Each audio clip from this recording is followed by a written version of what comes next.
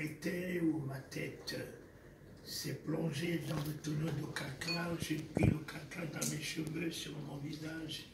Resté 2 semaines à poil. Je n'avais pas 20 ans. Et quand j'étais sorti de la prison, après 2 semaines, dormant sur le sol humide,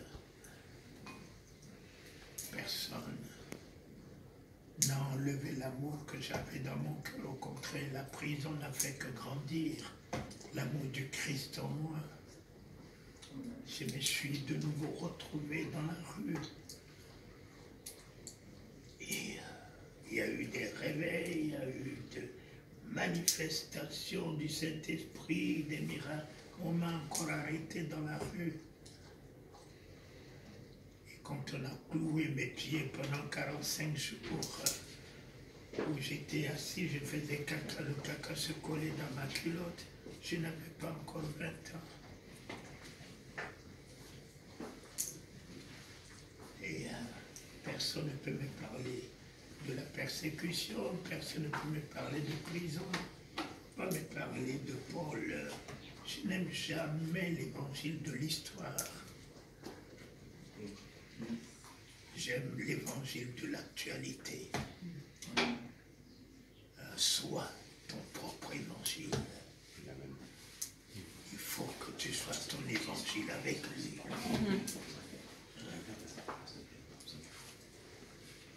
Quand les gens me parlent de Paul, de Pierre, en prison, Pierre a été en prison, je dis laisse-moi ça. Laisse-moi l'apôtre Paul, Pierre en prison. Il a dit, vous serez jetés en prison à cause de mon nom. Vous serez haïs de tous vos parents à cause de mon nom. Il faut que tu sois cet évangile. Il faut que tu sois l'accomplissement de cet évangile. Aujourd'hui, personne ne peut me parler de la prison, puisque j'ai vu la prison, j'ai vécu la prison. J'ai porté le tonneau de caca sur ma tête, aller vider le caca des voleurs, laver avec ma main. Paul n'a pas vécu ça. Il y a la prison de Paul pour lui-même, il y a la mienne pour moi-même. Chacun doit avoir son évangile avec lui. Lui, il s'est révélé à Paul sur la route de Damas. Mais moi, c'est dans ma maison qu'il est venu me chercher. Je ne croyais pas en lui, mais lui, il croyait en moi. Je ne le cherchais pas, mais lui, il m'a cherché.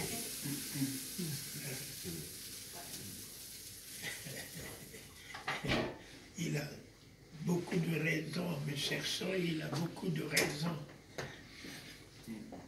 qu'aujourd'hui, après 53 ans, aujourd'hui, je vois les raisons pour lesquelles il est allé me chercher.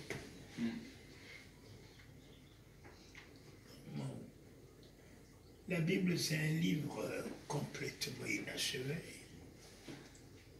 Il y a des choses que Dieu fait qui n'est pas écrit dans la Bible. Ce qu'on a fait aujourd'hui, ce n'est pas écrit quelque part. Mais ce sont les actes des apôtres qui continuent. Les actes des apôtres avec le Saint-Esprit. Amen. Et puis le Saint-Esprit n'est pas venu pour des messages prophétiques. C'est fini, toute prophétie s'est accomplie dans la vie de Jésus. On est dans l'évangile de l'accomplissement. Pierre n'a jamais prophétisé une bénédiction, n'a jamais prophétisé un miracle. Il était lui-même le miracle. J'ai des messages prophétiques, mais la prophétie, ça ne s'accomplit pas. Il faut l'attendre. Alors les gens qui ont faim, tu vas leur libérer un message prophétique. Ils vont attendre combien de semaines, combien de mois pour avoir à manger? vous-même à manger. Ne le laissez pas partir affamé, donnez-le vous-même à manger. Que nous soyons capables de mettre la main dans la poche, de donner à manger tout autour de nous. C'est vrai. Moi, c'est un message qui est venu des anglophones, les messages prophétiques. L'Église africaine a commencé avec moi en 80, en 82 en France. On n'a jamais parlé des messages prophétiques. Oui, c'est bon.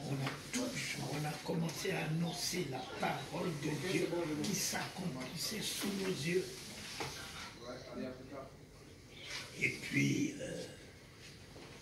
on n'a jamais parlé des onctions. Jamais parlé des onctions. On a parlé du Saint-Esprit. Les onctions sont venues avec Bénéhine, que j'ai connu en 95 au Texas. Et que je lui ai dit, Bénéhine, ton message d'onction, c'est de l'apostasie. Jésus ne nous a jamais promis des onctions. Jésus nous a promis le Saint-Esprit. Le Saint-Esprit n'est pas une onction. Il est le donateur des onctions. J'ai fait quoi avec les onctions? Il est mieux d'avoir le donateur que les onctions. Que les onctions. Jésus n'a jamais promis les onctions. Il y a l'onction de joie. Il y a l'onction de paix. Il y a l'onction de foi. Il y a l'onction des miracles. Il y a l'onction d'hospitalité. Il y a l'onction de générosité. Il y a l'onction. Mais c'est laquelle, toi, tu prétends donner. Venez, je vais vous donner des onctions. Venez, vous allez avoir l'onction. Mais laquelle? Donne-nous l'identité de l'onction. Quand tu prends Ésaïe 61, ce n'est pas l'onction qui est sur lui. C'est l'Esprit de Dieu qui est sur lui. Et c'est cet esprit qui a donné les onctions dans des différents domaines. L'onction pour faire ci, l'onction pour faire ça, l'onction pour faire ci. Mais c'est l'Esprit de Dieu qui est sur lui. C'est l'Esprit de Dieu, ce n'est pas l'onction qui est sur lui. Alors quand j'entends les hommes de Dieu, l'onction qui est sur moi, je libère l'onction qui est sur moi, sur vous. L'onction qui est sur moi, sur vous. Quand j'entends ça, j'ai dit non, non, mon Seigneur me regarde. Je ne prends aucune onction de lui. Je sors de tel pareil message. Je sors de ces pareils messages, puisque moi-même, Jésus ne m'a pas promis des onctions. Il m'a promis le Saint-Esprit. Et puis, ce que le Père m'a promis, c'est la puissance. Tu sais, il faut avoir cette puissance. Il y a la puissance d'aimer ce que, humainement parlant, on ne peut pas aimer. Dieu te donne la puissance d'aimer tes détracteurs au-dessus de leur ingratitude, au-dessus de leur méchanceté. Il te donne la puissance de t'élever au-dessus de leur ingratitude. Dieu te donne la puissance du pardon.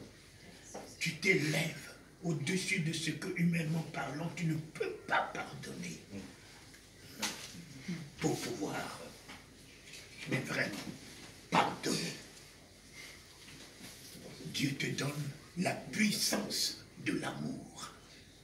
Aimer ce que, humainement parlant, tu ne peux pas aimer. Mon ami, il y a deux fois des gens véritablement qu'on ne peut pas aimer, compte tenu de ce que ces gens-là ont fait. Mais alors, si on t'amène à dire aime ton ennemi, mais mon ami, humainement parlant, c'est impossible. Mais il il faut que tu aies cette puissance pour t'élever et savoir jusque-là le pouvoir de pardonner à tes bourreaux, à tes détracteurs, à ceux à qui tu leur as donné à manger, t'ont percé la main, à ceux que tu as assistés dans leur deuil pour les ressusciter, t'ont percé les pieds. Non, non, non, non, non, non. Ah non, pas qu'il tombe dans l'eau.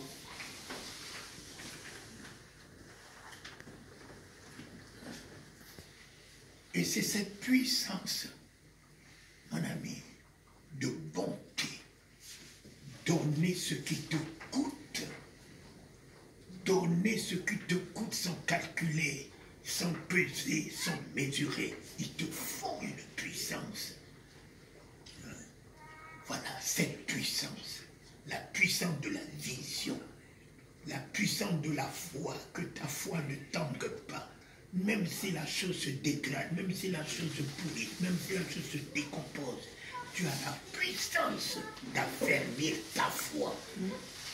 La puissance de t'équilibrer, la puissance de louer alors que tout se dégrade, tout pourrisse.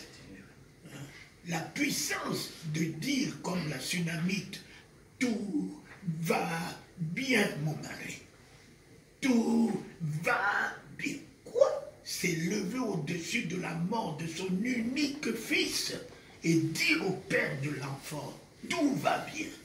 Mon ami, il faut une puissance de foi qui puisse t'élever au-dessus des événements que tu vis, des circonstances que tu traverses, pour parler le langage de la foi.